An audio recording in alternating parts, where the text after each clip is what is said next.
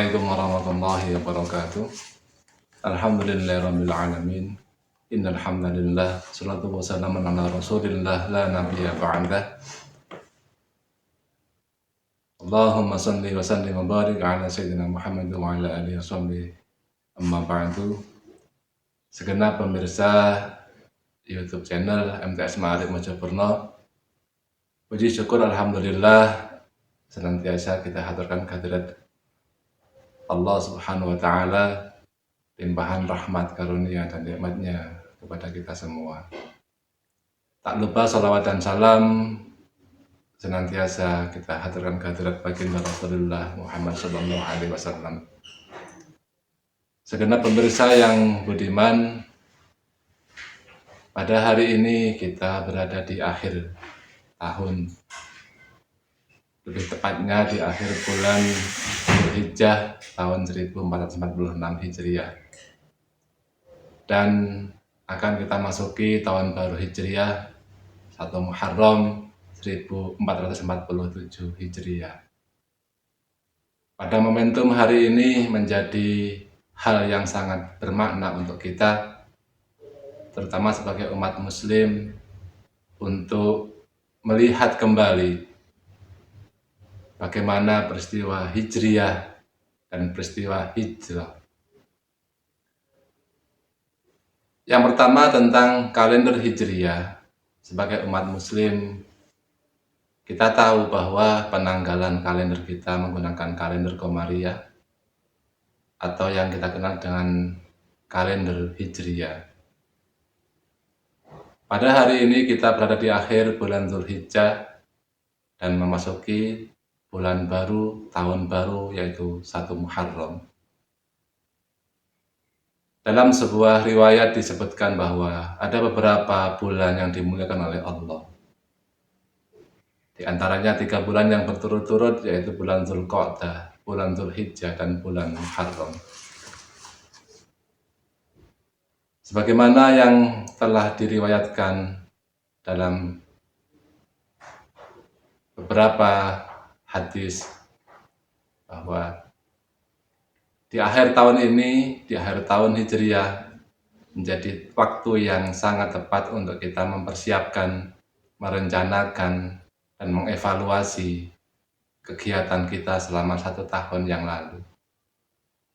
Apakah di tahun kemarin kita sudah bisa melaksanakan kegiatan-kegiatan, amal-amal positif, ibadah yang baik, atau malah belum sama sekali beberapa hal yang kita lakukan. Hari ini saatnya kita untuk bermuhasabah, untuk mengintrospeksi kita. Setelah muhasabah, baru kita merencanakan, semoga di tahun depan kita menjadi manusia yang lebih baik. Hadirin pemirsa yang budiman, bahwa dalam ibadah, dalam hazanah keislaman kita, di akhir bulan Dzulhijjah kita dianjurkan, disunnahkan untuk membaca doa akhir tahun, dan di awal tahun kita juga membaca doa awal tahun. Untuk apa? Tentunya sebagai sarana kita bahwa di tahun yang lalu segala hal yang positif bisa kita lanjutkan, dan segala hal yang negatif bisa diampuni, dan bahkan bisa kita ganti dengan hal yang lebih baik lagi di tahun yang akan datang. Pemirsa yang budiman, momentum pergantian tahun Hijriah ini bagi kita selaku umat muslim harus kita lakukan, harus kita pahami dengan baik. Di antaranya bahwa penetapan Hijriah, kalender Hijriah di masa Khalifah Umar bin Khattab. Kenapa perlu ada penanggalan kalender Hijriah? Karena beberapa hal, alasan-alasan bahwa yang perlu dirasa penting untuk membuat sebuah kalender penanggalan sebagai pencatat sejarah. Pada masa itu beberapa usulan yang ingin disampaikan mengenai kapan dimulainya tahun Hijriah. Akhirnya disepakati bahwa permulaan tahun Hijriyah dimulai dari peristiwa hijrah Nabi dari Makkah ke Madinah. Hadirin yang berbahagia, yang budiman,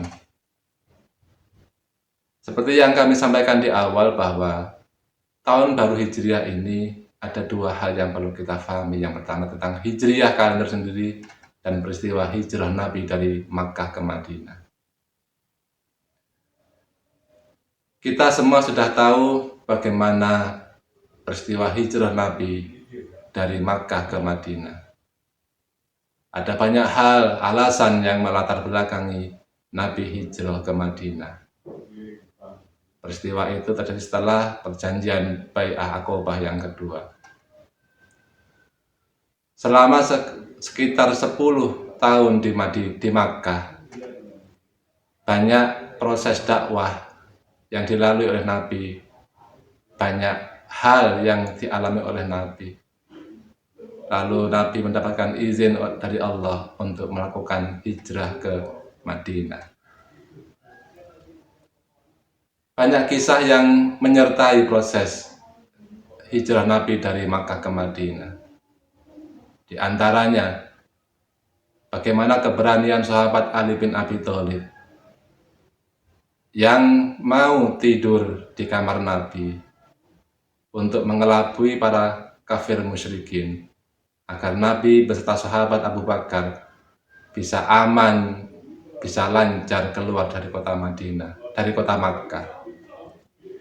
Sahabat Ali yang masih kecil bertaruh nyawa ditunggu oleh kafir Quraisy.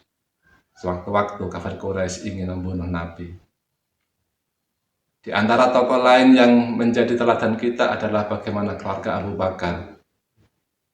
Abu Bakar sendiri meminta izin kepada Nabi untuk menyertai beliau berjalan dari Makkah menuju ke Madinah. Cara yang ditempuh Nabi pun tidak langsung menuju ke Madinah, tetapi berjalan memutar untuk mengelabui orang-orang kafir Quraisy. Ketika Nabi bersama Abu Bakar bersembunyi di Gua Hira, putri beliau Fatimah binti Abu Bakar,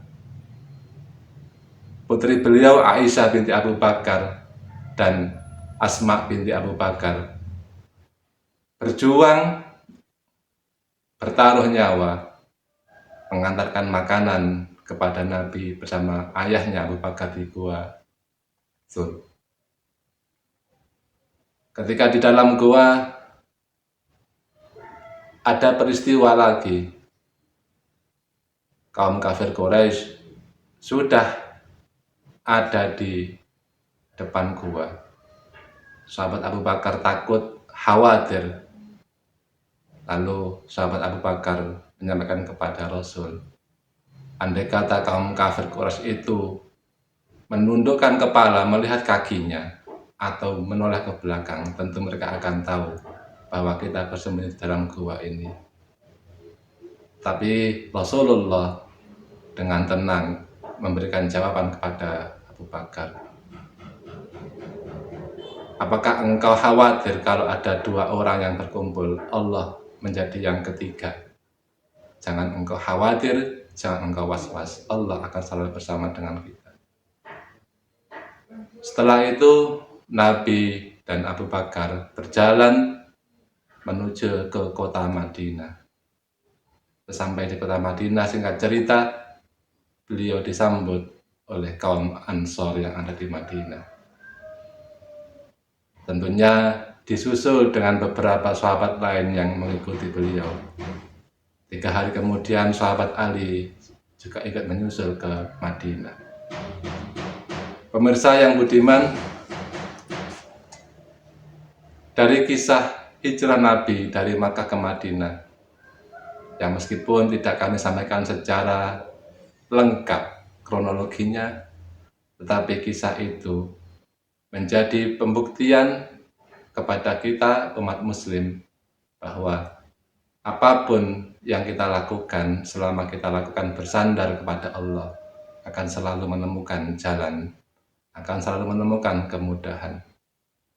Ketika orang-orang kafir Quraisy membuat yamkurun, mereka berupaya, mereka berusaha untuk membuat atau mencelakai Nabi, tapi Allah sebaik-baik khairul makirin. Pemirsa yang budiman,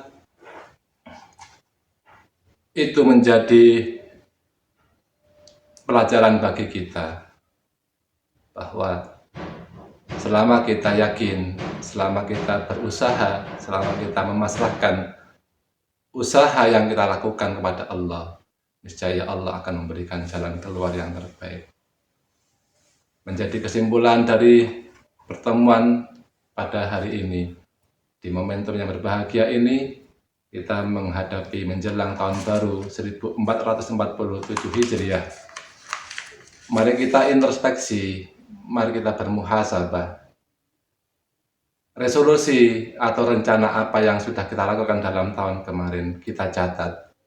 Dan kita berharap di tahun yang akan datang ini, kita bisa berbuat yang lebih baik. Jangan sampai, kata pepatah, hari esok harus lebih baik daripada hari ini.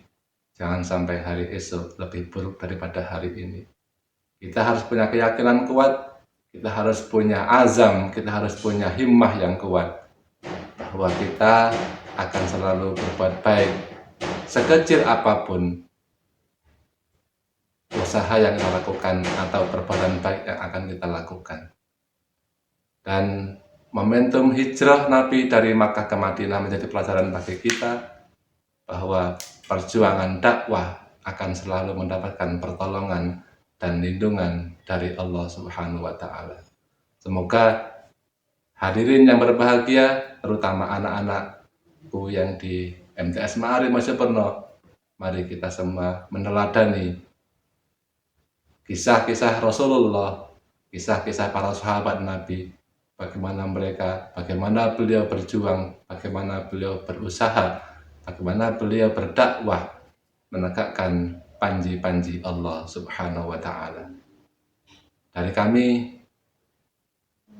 sedikit yang kami sampaikan menjadi pembelajaran, terutama bagi saya sendiri, bagi kami, dan untuk pemirsa yang berbahagia. Semoga di tahun baru ini menjadi saat yang tepat bagi kita untuk menjadi insan yang lebih baik, menjadi manusia yang lebih dekat dengan Allah Subhanahu wa Ta'ala. Semoga bermanfaat. Kurang mohon maaf. Akhirul kalam. Wassalamualaikum warahmatullahi wabarakatuh.